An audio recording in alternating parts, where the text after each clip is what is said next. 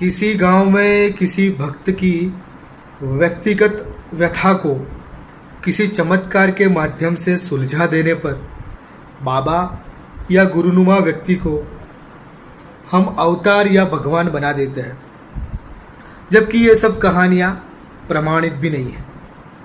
यह ऐसा है कि जंगल में मोर नाचा किसने देखा। उस लिहाज से तो पूरी दुनिया के सभी मनुष्यों की सामूहिक रूप से और हमेशा के लिए कई मुश्किलें आसान कर देने वाले 1000 से अधिक आविष्कार करने वाले इस महान वैज्ञानिक के तो सर्वाधिक मंदिर बनने चाहिए। क्योंकि इतने चमत्कार तो किसी बाबा या अवतार ने नहीं किए, जो कि एक प्रसिद्ध रूप से प्रमाणित बात है। हम बात कर रहे हैं टॉमस आल्वा एडिसन की, जिनके नाम 1093 पेटेंट है। यह उनके अथक परिश्रम का नतीजा है, ना कि वे आशिष्ट थे और ना ही ये किसी कृपा का परिणाम।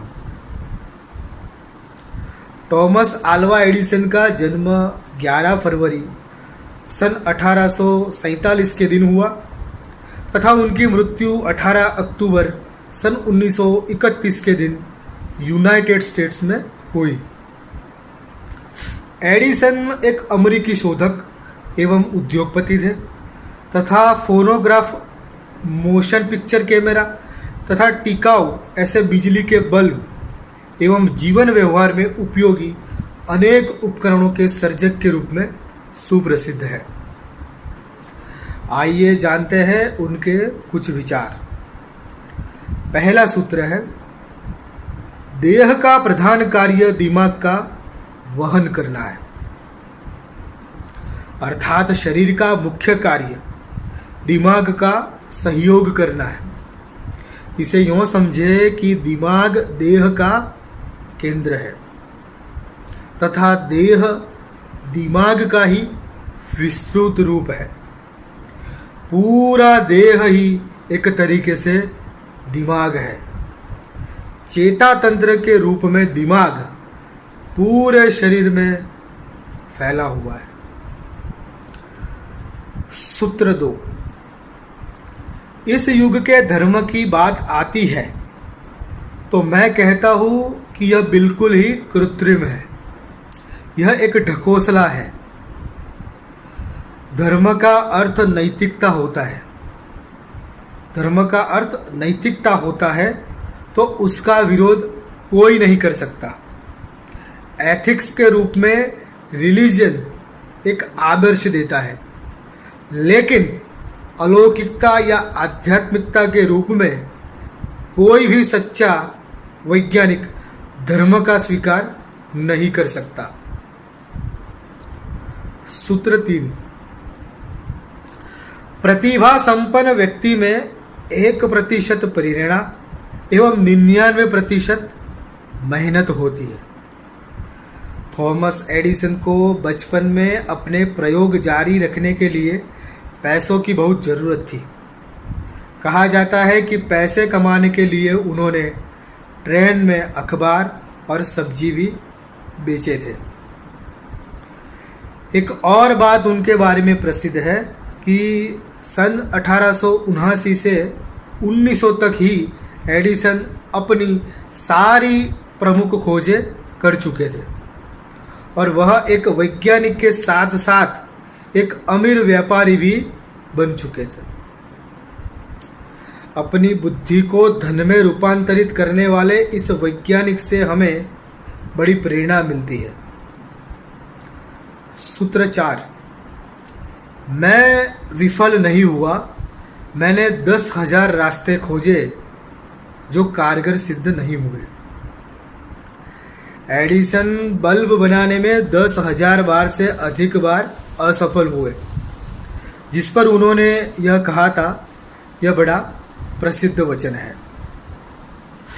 कहा जाता है कि 40 इलेक्ट्रिक लाइट बल्ब जलते देखने के लिए 3,000 लोगों का हुजूम जुटा था, जिसके बाद न्यूयॉर्क सिटी में पर्ल स्ट्रीट पावर स्टेशन खोलने के बाद ग्राहकों को बिजली पहुंचानी शुरू की गई।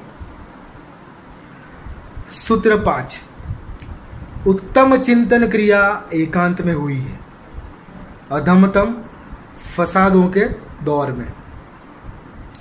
न्यूटन के बारे में कहा गया है कि उन दिनों वे क्वारंटाइन थे जब उन्होंने गुरुत्वाकर्षण के सिद्धांत की खोज की। एकांत मूल स्रोत है सृजनात्मक चिंतन का। सूत्र 6,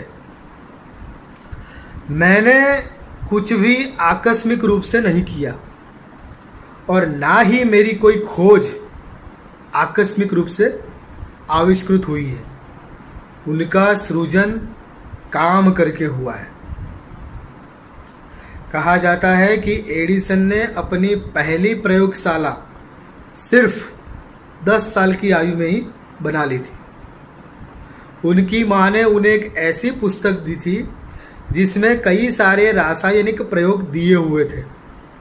एडिसन को यह पुस्तक भा गई और उन्होंने अपने सारे पैसे रसायनों पर खर्च करके ये सारे प्रयोग कर डाले। गुजराती में एक कहावत है कि कठोर परिश्रमનો कोई विकल्प नहीं। सूत्र 7, सामर्थ्य से कई गुना ज्यादा मौके होते हैं, अतः हमें मौके की तलाश नहीं करनी, वरन सामर्थ्य का सही इस्तेमाल ही हमें सफलता तक ले जाएगा। सूत्र 8,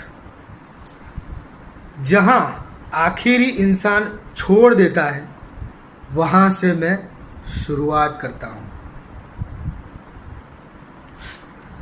हम निषेधात्मकता से डरते हैं और यही हमारी विधेयात्मकता के अभाव का प्रमाण है। प्रतिभा संपन्न लोग वो होते हैं जो अंत से आरंभ करते हैं। सूत्र 9, जन्नत और जहन्नुम के मजहबी ख्यालों का, पुनर्जन्म होने का या फिर व्यक्तिगत ईश्वर का मैंने कभी कोई वैज्ञानिक प्रमाण नहीं देखा। कोई भी वैज्ञानिक चित्त वाला व्यक्ति इन अंधविश्वासों से ऊपर उठकर ही आगे जा सकता है।